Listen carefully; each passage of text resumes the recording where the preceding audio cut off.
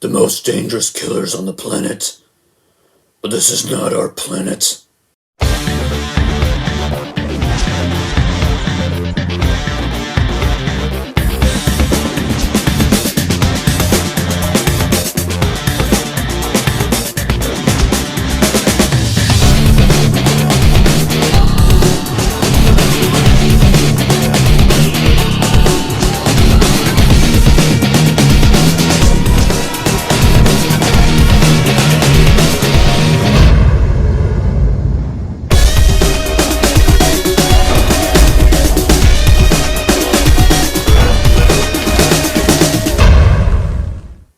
Hey everyone, it's Movie Lover 120 here, and I'm here with a brand new movie review, and this movie review is going to be for technically the third installment in this sci-fi horror franchise, but technically the sixth one to get released if you count two other certain movies.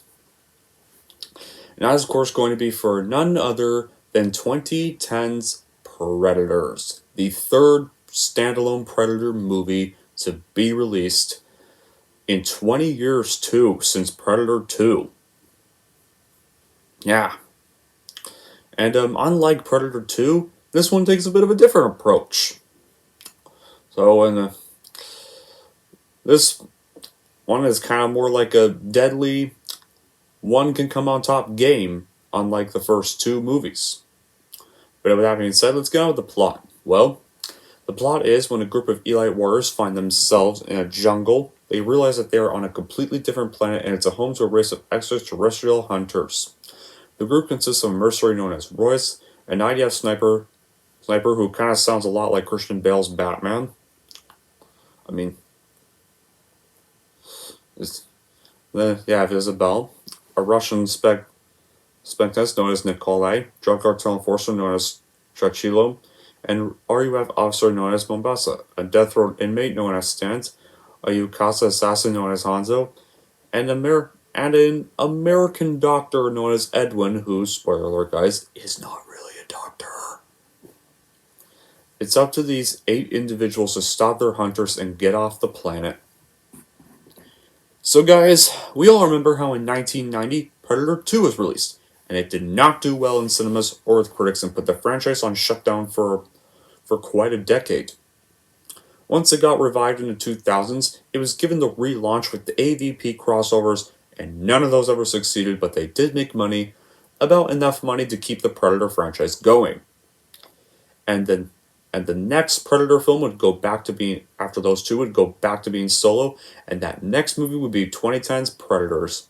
The production story is pretty interesting, actually, because in 1994, Robert Rodriguez wrote an early script for a third Predator film for 20th Century Fox while he was working on Desperado at the time. Rodriguez presented a script to the studio, but the stupid idiots at Fox denied when they realized that the budget would be too large.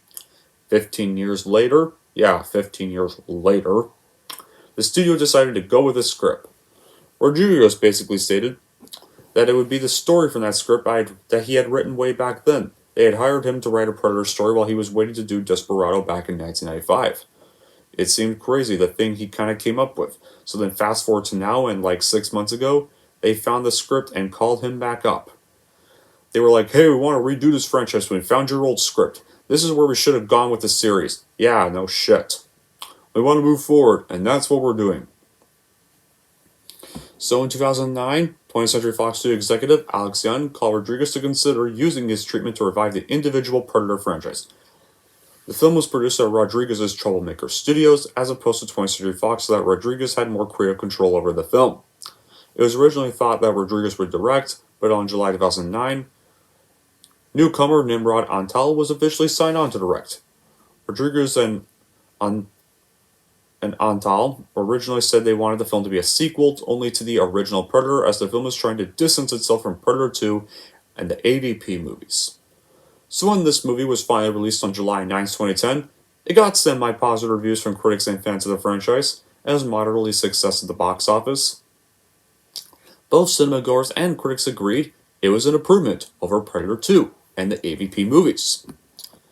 I had not seen this movie since it had first came out, so this was my second time watching it, and I think it's my second favorite of the franchise, and here's why. Basically, Predators returns to the style of the original movie, namely a group of soldiers wandering through a jungle being hunted by and hunting the Predators. However, unlike the first movie, which involved a special forces team in South America, we have a number of dangerous individuals dropped onto the planet so that the Predators can hunt them. And we are dealing with more Predators than we did in the original films. And the AVP movies are pretty much ignored here. This is also the only sequel that seems to portray the Predators right, as they are straight up evil from start to finish and they don't show any remorse for any of the humans in this movie at all. With the first film in the jungles of Central America and the second film bringing the hunter to urban Los Angeles, the new film brings us to the next logical location, another planet. The film also ups the ante by using a team of 3 predators as opposed to the usual solo hunter. Each of the aliens has their own unique style and all of them look equally awesome. Special effects of this film are great and the creature effects are the best so far, with one exception. The Predator dogs, who are basically full CGI and most of the time they came off as too fake and they stood out. Thankfully they're only used in one scene, they're not around long enough to weaken the film. I also really like the plot twist with one of the characters, and now it's Topher Grace's Edwin. Topher Grace had a way better performance in this movie than as Eddie Brock in Spider-Man 3.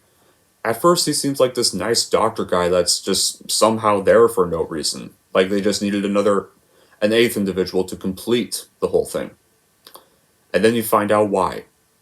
He, spoiler alert guys, he is not even a doctor. He was just pretending to be a doctor the whole time. It turns out he's actually a psychopathic, sadistic serial killer near the end of the movie, when it's revealed, who wants to stay on the planet. Now that was what I call a pretty genius plot twist right there. Especially for a Predator movie. After the disastrous Alien vs. Predator movies, it was nice to see the franchise revive that resembles the first film with Arnold Schwarzenegger. There are moments of dread as we await the arrival of the Predator, knowing what the characters do not. It's quite nerve-wracking. Adrian Brody takes on the role of the action hero quite well. The only problem I have with him is that I kind of wish he didn't try to sound too much like Christian Bale's Batman, because there are times he kind of sounded a little too much like Bale's Batman in the Dark Knight trilogy. But I can live with that. I guess he developed a taste for it during King Kong. His voice alone makes you believe he's tough enough to lay waste to anything that comes his way. Lisa Braga from City God also does a pretty good job. Only other things I probably did not like was Lawrence Fishburne. The other characters were wasted here, as Lawrence's character is only in the movie for about like 20 minutes before he's killed off lamely. I also don't like how this just ends on a dumb cliffhanger, as there basically just ends with more parachutes coming down, and pretty much the whole movie's just going to start again soon.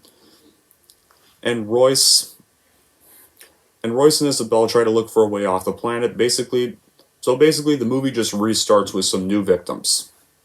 That's just how the movie ends. And it's kind of, I think they were originally going to make a sequel to this movie, which they were, but unfortunately, that sequel is sadly scrapped for the shitty 2018 movie I have to review next. But despite those criticisms, if you are a fan of the first movie or just a fan of the Predator franchise in general, and finally want to get away from the dreaded AVP movies, I strongly recommend you watch this if you want something that's about as close to the first one as you get, one that actually treats the Predators like the sadistic villains they're supposed to be. Then definitely give this standalone sequel a watch. And as for how I'm going to rank Predators, here's how I am going to rank it. I am going to give Predators an 8 out of 10. And there we go. That wraps up my review for Predators. And, well, it's a shame the good ones are out of the way, because now I have to review the bad one. Man, I have also not watched that one since it first came out, and that is not going to be fun to watch again. Ever. But until then, that'll be it for this review. Thank y'all for watching, and if you'd like to want to see more, then don't forget to like, subscribe to Movie Lover 120.